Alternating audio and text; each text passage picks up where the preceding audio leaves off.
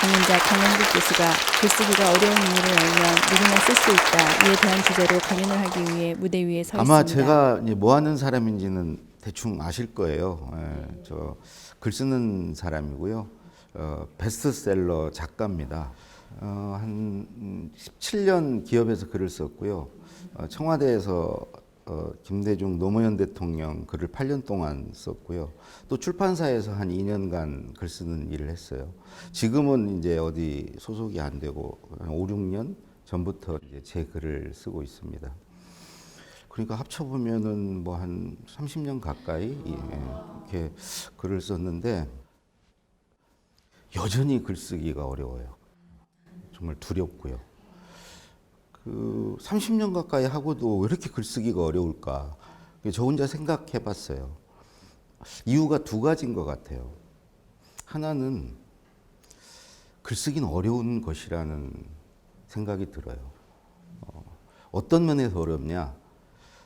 우선 글 쓰는 데는 여러 역량을 필요로 해요. 자기 생각도 있어야 되고요. 그거를 그 어휘로 표현할 수 있어야 되고 문장도 만들 수 있어야 되고 그걸 또 논리적으로 구사해야 되고 또 독자가 원하는 걸 찾아서 거기에 맞춰 써야 되고 이런 것을 동시다발적으로 해야 돼요. 글을 쓸 때 이걸 같이 하는 거예요. 근데 우리 뇌가 이 복합 노동을 잘 못하거든요. 한 번에 여러 가지를 같이 하는 걸 잘 못해요. 그리고 하기를 싫어해요. 그러니까 기본적으로 어려운 것은 글쓰기 자체가 그런 면에서 굉장히 어려운 것이다. 그리고 또 한편의 어려운 점은 그 글쓰기는요 나를 드러내는 일이거든요.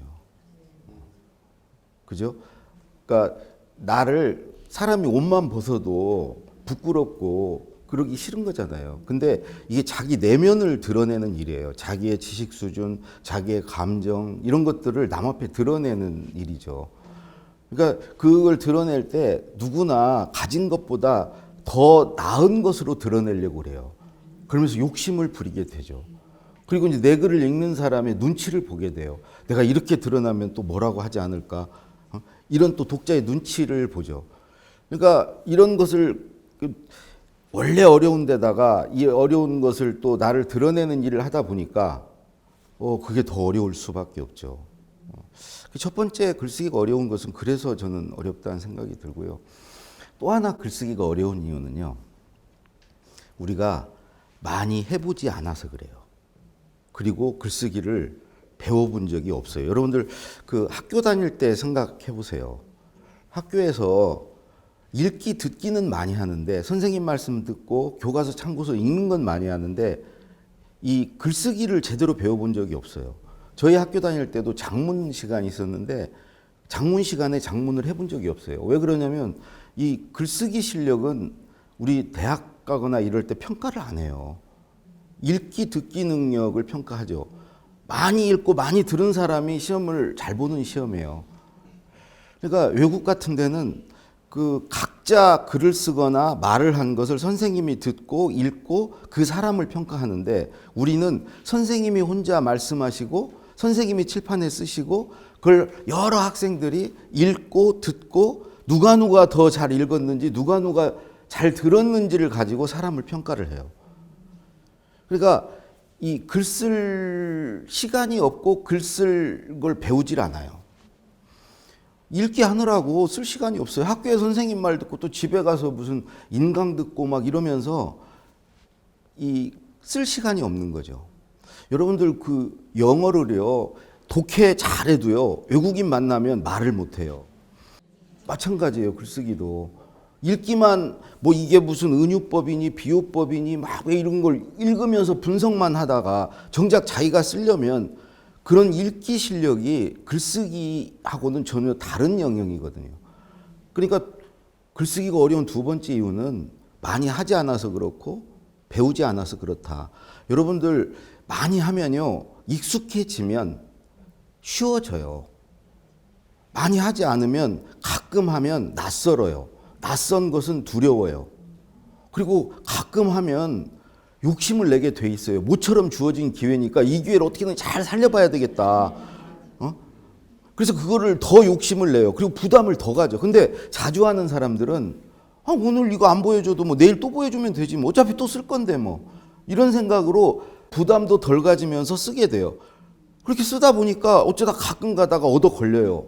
이건 내가 봐도 좀 괜찮은데? 이런 것들이 걸려요. 그럴 때 자신감이 붙어요. 또 그렇게 자주 하다 보면 글쓰기를 좋아하게 돼요. 좋아해서 자주 하는 게 아니고 자주 하다 보면 좋아하게 돼요. 그러면 글 쓰는 걸 좋아하고 글쓰기에 자신감, 나도 이제 쓸 수 있다 자신감이 있고 자주 하니까 익숙하고 그렇게 자주 하다 보면 잘하게 되는 거죠. 그래서 글쓰기가 우리가 어려운 건 당연한 거다. 글쓰기는 원래 어려운 것이고 자기 내면을 보여주는 것이고 우리가 글쓰기를 배우지 않았고 글쓰기를 많이 하지 않았다.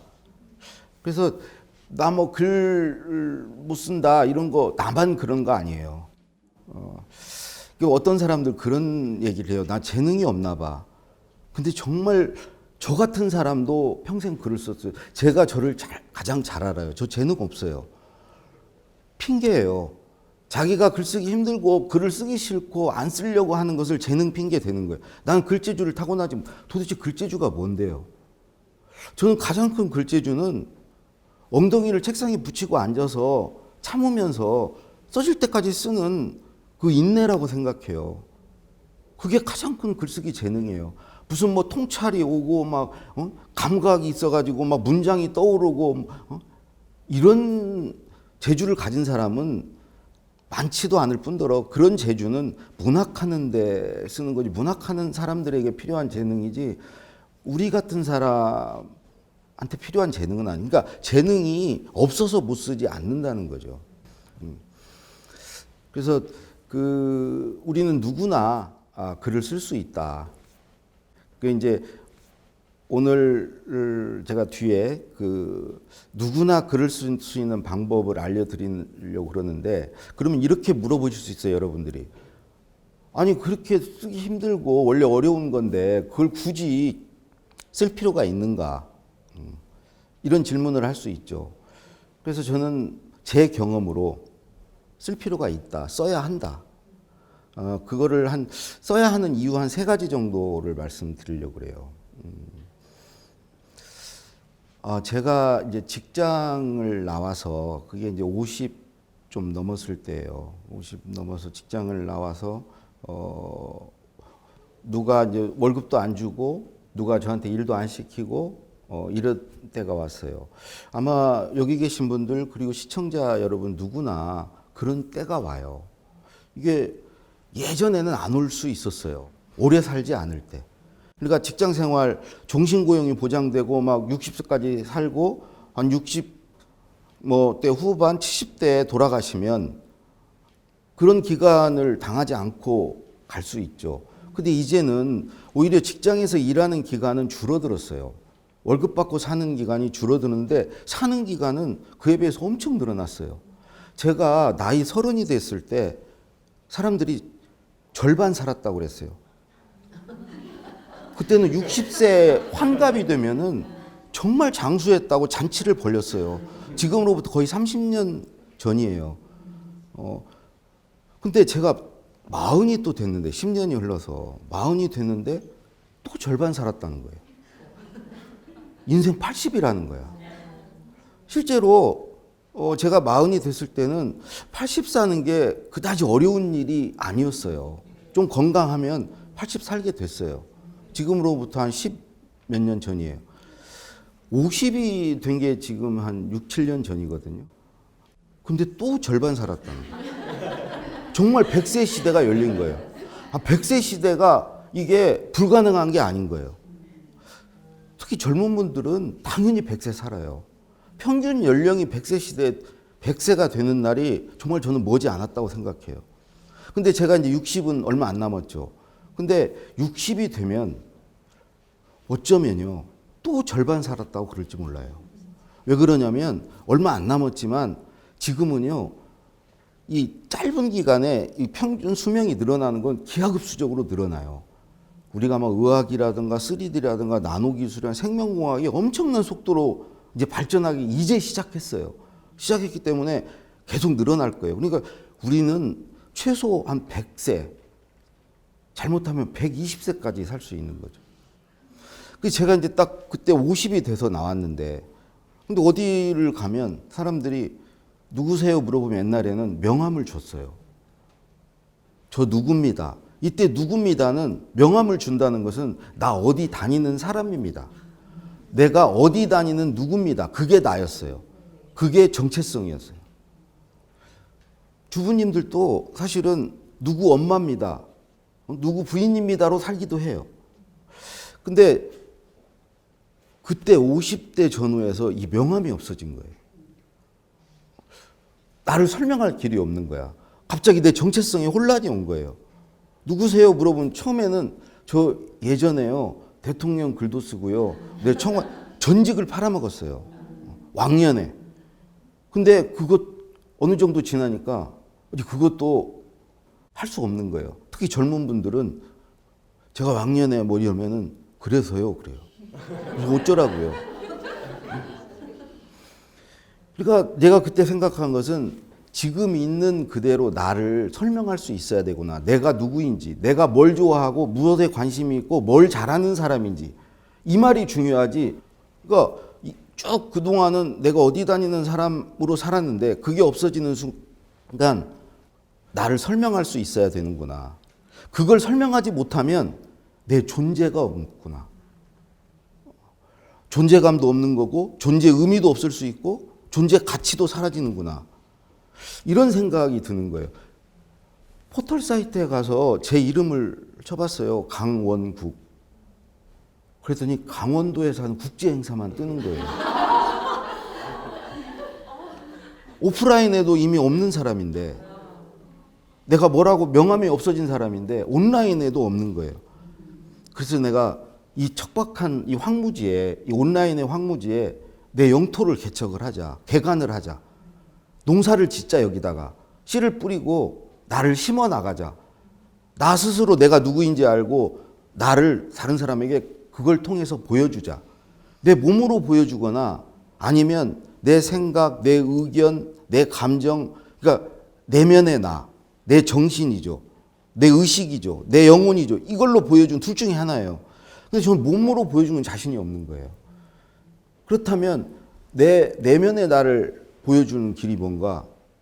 보여줄 수 있는 방법은 말과 글밖에 없어요. 특히 글이에요. 말도 좋죠. 내가 어떤 말을 많이 하고 그러면 사람들이 저 친구가 뭘 좀 아는 친구야. 뭘 좋아해. 뭐에 관심 있는 친구야. 알 수 있죠. 근데 말의 결점은 내가 나를 들여다볼 수가 없어요. 글은 내가 쓴 글을 보면 내가 이런 생각을 하고 내가 이런 감정을 느끼는 사람이고 내가 이런 의견이 있고 내가 이런 주장을 하는 사람이구나. 내가 이런 사람이구나. 나를 볼 수 있는데 말은 그게 안 돼요. 그래서 글을 써야 되겠구나. 그래서 제 글을 이제 쓰기 시작했어요. 여러분들 저 처음 글을 쓴 게 한 6년 전 블로그인데요. 지금도 거기 찾아가 보실 수 있어요. 딱 중학생이 쓴 것 같아요. 제가 지금 봐도 중학생이 쓴 것 같아요. 왜 그러냐면 그때 글을 처음 써봤거든요. 그 이전까지 그럼 뭘 했냐? 읽기 듣기를 한 거예요. 남의 글을 쓴 거죠. 남의 말을 듣고 쓴 거고요. 남의 생각을 읽고 쓴 거예요. 읽기 듣기를 잘한 거예요. 그리고 그렇게 썼던 글들은 이제 남의 걸 읽고 듣고 쓴 글들은 다 놓고 나왔어요. 나는 빈손이에요. 지금부터 이제 나를 만들어 가는 거예요. 나를 쓰는 글은 그때 처음 써봤어요. 태어나서 처음 써봤어요. 당연히 못 쓸 수밖에 없죠. 근데 거기서 이제 써가기 시작했어요. 그게 100개, 200개, 300개 이렇게 써간 거예요. 그리고 또 옮겨와서 제 홈페이지에 또 1000개 가까운 글을 쓰고 지금은 또 다른 데다 쓰는데요. 이 글을 쓰는 과정에서 글 써야 될 두 번째 이유를 알게 된 거예요. 첫 번째 이유가 내 존재를 알기 위해서, 내 존재를 드러내기 위해서였다면 두 번째는 그 과정을 통해서 내가 행복해진다는 걸 알았어요. 그걸 경험한 사람이 너무 없기 때문에 내 말을 잘 믿지 않을 거예요. 본인이 해보시지 않고는 알 수가 없어요.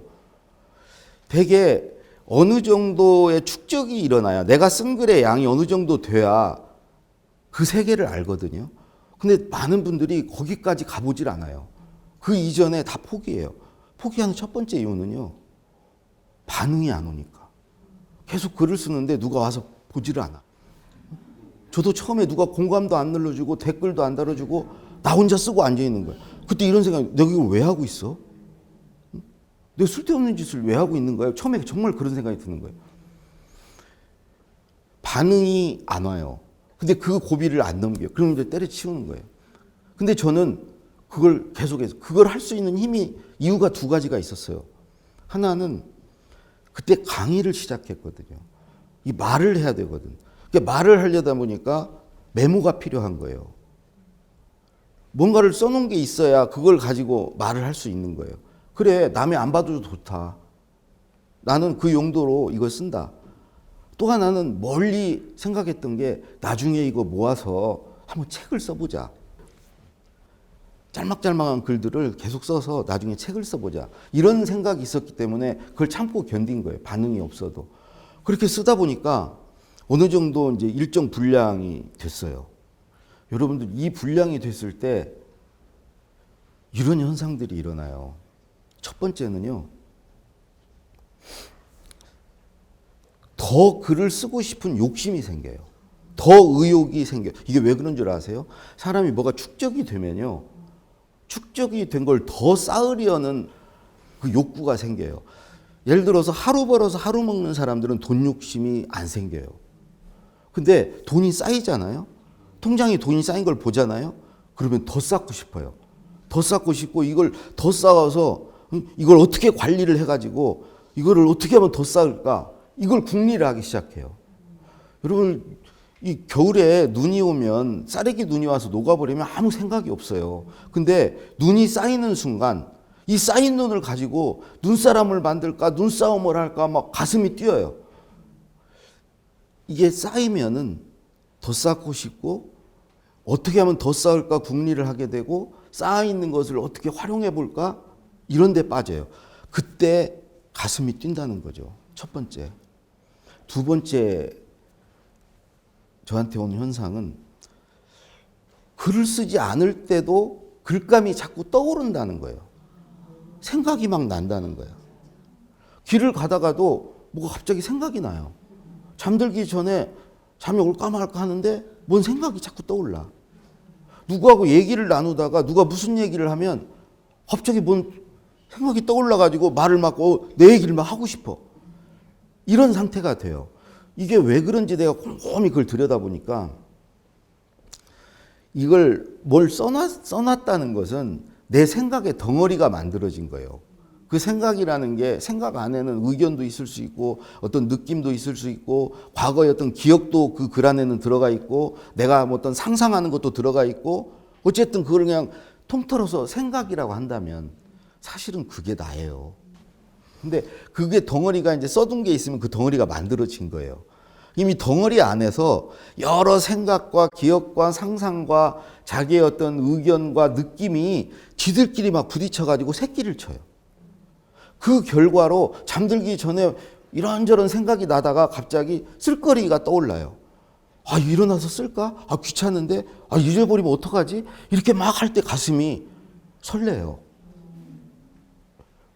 일어날까 말까 이렇게 망설일 때 내가 살아있다는 걸 느껴요. 또 하나 이 생각이 나는 이유는요. 덩어리가 만들어지면 이 표면적이 생긴 거예요. 표면적이. 이 덩어리가 더 크면 표면적이 더 크겠죠. 이 표면적이 와서 생각이 붙어요.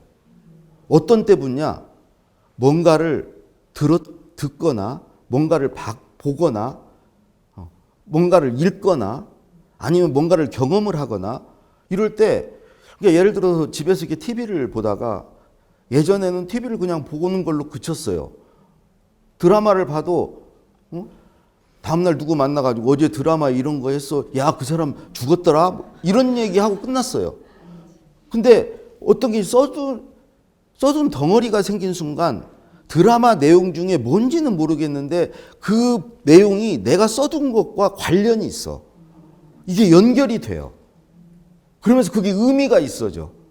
예전에는 그냥 받아들이거나 스쳐 지나갔는데 그것과 내 것이 부딪혀가지고 새로운 걸 만들어요. 그때 생각이 막 떠올라. 책을 읽을 때도요. 써둔 덩어리가 있는 사람은 책을 읽을 때 계속 생각이 나요. 생각이 난다는 것은 없던 게 만들어진 거 아니에요. 내가 써둔 거에 어떤 생각을 기록 올려서 가지고 오는 거예요. 있었는데 이걸 보니까 그 생각이 나는 거예요. 그래서 이것과 내 생각이 연결이 되면서 새로운 생각이 만들어지는 거예요. 그러니까 똑같은 걸 읽거나 보거나 그래도 사는 게 아주 밀도가 있어져요. 그냥 시간이 그냥 허비되는 게 아니고 계속 생각이 떠오르고 이런 상태가 돼요. 그게 또한 즐거운 일이에요. 세 번째, 왜 내가 이렇게 행복한가 그랬는데, 세 번째 이유는요, 궁금해져요. 써둔 게 있으면 희한해요. 쓰면 쓸수록, 뭐를 알면 알수록 더 궁금해져요. 모를 때는 하나도 안 궁금해. 근데 뭘 알수록 궁금해져. 알수록 궁금해져요. 많이 알면 많이 알수록 더 빈틈이 많아져요. 그 빈틈이 궁금해지는 것들이에요. 그러니까 제가 글쓰기에 대해서 글을 쓰는데 뭐 뇌과학이 궁금한 거야. 뇌는 어떻게 글을 쓰는가. 막 심리학이 궁금한 거야. 문학이 궁금한 거야. 이게 막 궁금해지는 게 가슴이 뛰는 거예요.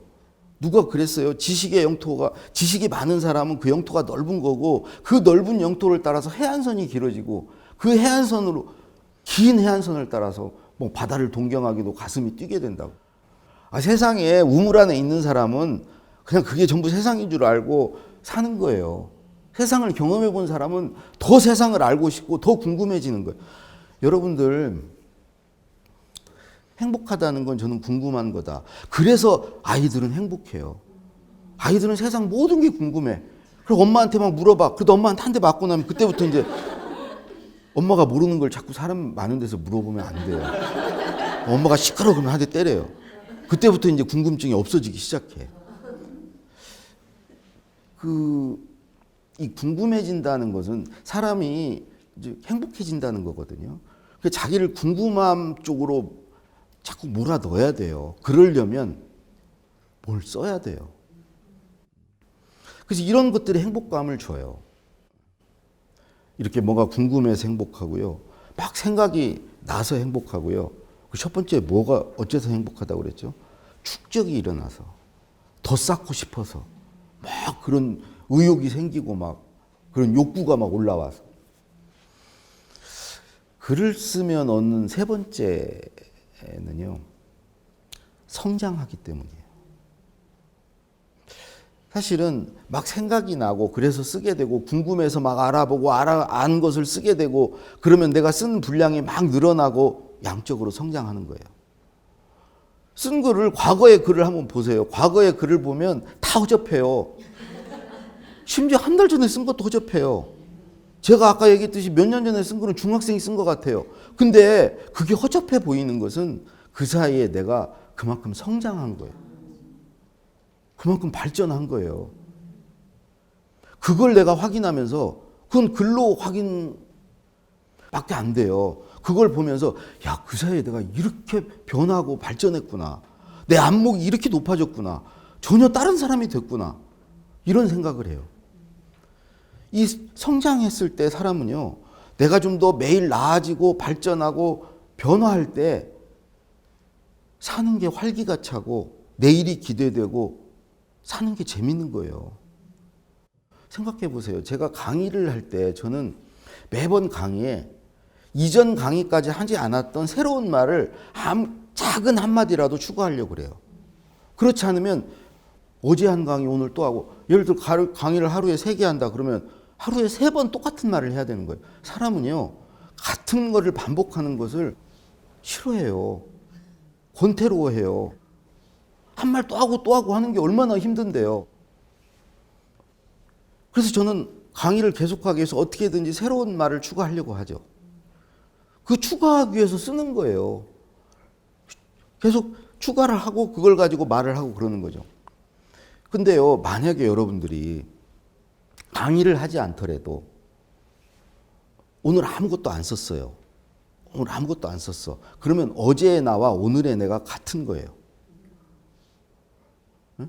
오늘 안 쓰면 오늘의 나와 내일의 나가 같은 거예요. 왜 그러면 썼다는 것은 내가 뭔가 내 생각이 만들어졌건 기억이 났건 어떤 느낌이 들었건 아니면 내 어떤 뭐 의견이 생겼건 우리가 썼다는 것은 뭐가 만들어진 거예요.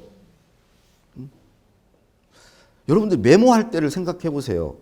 메모를 할 때는 뭔가 생각이 떠오르고 뭔가 했을 때 메모를 하죠. 근데요, 하나도 안 썼다는 것은 아무것도 새롭게 만들어진 게 없었다는 거예요. 그럼 아무것도 새롭게 만들어진 게 뭐가 변하거나 더해지거나 이런 게 아무것도 없었다는 것은 어제의 나와 오늘의 나가 똑같은 거예요. 사람 몸이요, 만약에 그러면 그건 죽은 몸이에요. 아니 실제로 죽어요 그러면. 그래서 밥을 먹는 거예요. 밥을 먹으면 어제 없었던 새로운 세포가 생겨나고 이런 식으로 계속 몸은 변해요. 단 한 시간도 몸이 변하지 않고 있는 적이 없어요. 계속 성장하고 변하고 하는 게 몸이죠. 그럼 몸과 같은 우리의 정신, 의식도 마찬가지예요. 그런 식으로 변화하고 발전하고 성장해야 돼요. 그래야 살아있는 정신이고 영혼이 살아있는 거죠. 근데 그걸 전혀 안 해. 쓰지를 않으면서 사는 게 재미없대. 사는 게 뭐 이래? 뭐 이렇죠. 똑같은데 내일도 똑같을 건데 내일이 기대가 돼요? 그 권태로운 거야 매일. 매일매일 일상이 매일 똑같은 거에 반복이야. 내가 어제와 내가 계속 같은 거야. 아리스토텔레스가 그랬어요. 인간이 언제 가장 행복하냐? 성장할 때다. 내가 탁월해질 때다. 발전할 때다. 그것을 사람은요, 자기도 모르게 자기가 알아요. 내가 변화하고 있는지, 성장하고 있는지. 그래서 제가 세 번째 느끼는 것은 이런 성장의 기쁨이에요. 글을 쓴다는 것은 이런 성장하는 기쁨이 있어요. 글을 써야 되는 이유는 이 세 가지만으로도 저는 충분하다고 생각해요. 뭐 글을 써서 뭐 밥이 나와 뭐가 나와. 돈 될 수도 있고 안 될 수도 있어요. 저는 돈이 되는 사람이에요. 글이 돈이 되는 사람이에요. 글이 나를 유명하게 만들었어요. 근데 그런 것들은 그냥 결과라고 생각해요. 내가 성장의 기쁨을 누리고 내 존재를 더 이렇게 저걸 하고 싶고 뭐 이러는 과정에서 결과적으로 돈도 생기고 이랬던 거죠. 그러니까 이 글을 써서 내가 뭘 해야 되겠다, 돈도 벌어야 되겠다 이런 생각 이전에 그냥 글을 씀으로써 내가 즐겁고 행복한 생활을 해야 되겠다라는 생각으로 글을 쓰시라는 거죠. 이게 글쓰기가 어렵고 힘든 일이지만 그럼에도 불구하고 우리가 글을 써야 되는 이유예요.